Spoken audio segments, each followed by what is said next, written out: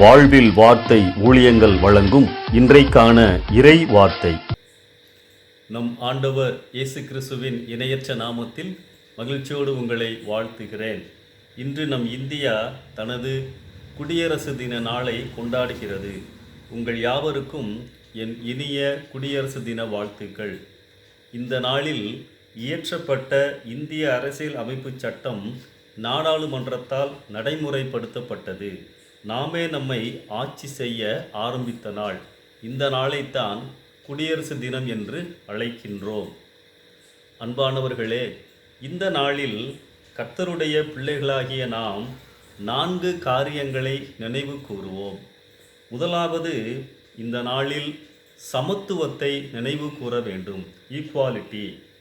நாம் பெற்ற சந்தோஷத்தை பிறரிடம் பகிர்ந்து கொள்ள வேண்டும். ரட்சிப்பின் செய்தி எல்லோருக்கும் அறிவிக்கப்பட வேண்டும். நாம் அனுபவிக்கின்ற இயேசு கிறிஸ்துவின் ஆசீர்வாதங்களை எல்லோருக்கும், நாம் சந்திக்கின்றவர்களுக்கும் எப்படியாவது சொல்லுவதற்கு நாம் ஆயத்தமாக இருக்க வேண்டும். இரண்டாவதாக, இந்த நாளிலே நாம் நாட்டிற்கு சுதந்திரமாகி கொடுத்த தலைவர்களை நினைக்கிறோம். நாட்டுப்பற்று நமக்கு மிகவும் இந்த நாளிலே அதிகமாக ஊட்டப்படுகின்றது, உணர்வடைகின்றோம். நாட்டை மதிக்கிறோம் என்றால் எதிலெல்லாம் நாம் நாட்டிற்கு சப்போர்ட்டிவாக இருக்க முடியும் என யோசிக்க வேண்டும். விதிமுறைகளை நாம் பின்பற்றுகிறோமா? உதாரணமாக டிராஃபிக் ரூல்ஸ், இவைகளையெல்லாம் நாம் சரியாய் கடைபிடிக்கிறோமா? வாகனங்களிலே செல்லுகின்ற பொழுது மொபைல் ஃபோனெல்லாம் பயன்படுத்துகிறோமா? மூன்றாவது, நம் ஆண்டவர் படைத்த உலகத்தை எப்படி பாதுகாக்கிறோம்?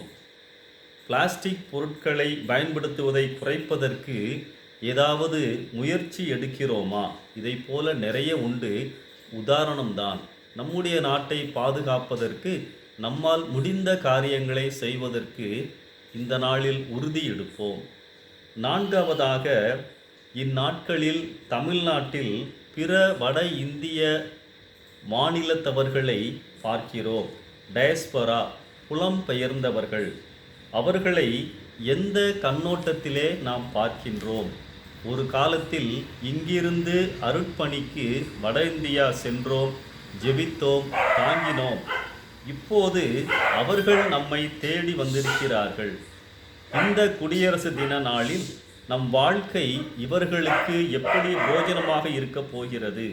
திருச்சபையாக அவர்களுக்கு ஏதாவது செய்யலாமா? விசேஷித்த நாட்களில் அவர்களுக்கு கூட்டங்கள் நடத்தலாம். அவர்களுடைய பிள்ளைகளுக்கு பரிசுகள் கொடுக்கலாம். முடிந்தவரை அவர்களுக்கு ஏதாவது ஒரு உதவி செய்யலாம். டியூஷன் எடுக்கலாம்.